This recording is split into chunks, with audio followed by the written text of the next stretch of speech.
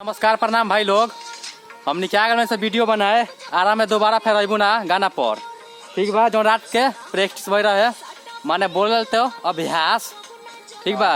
इनके यह लुक बा यही पे बनी यह बैकग्राउंड बा है ने और कुछ अगल बगल का सीन लिया जो अभी बहुत ज्यादा गर्मी होता।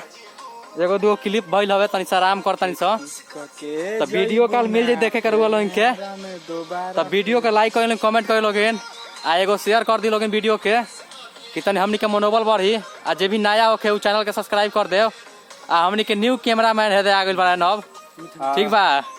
लौकता लोग न है दोनों जना एक जना डायरेक्टर एक जना कैमरा मैन। नाम तो जानते हो हम लोग जे चिन्हत हो यहाँ के बानी अमरजीत जी यहाँ के मिठुन चक्रवर्ती के नहीं चिन्हत इनका के ठीक बा। तो सपोर्ट करी लोग हमनी के ठीक बा नु। अब मिलते हैं सन आराम में दोबारा फिर आके हमनी के ठीक बा न। तब तक लिए बाय।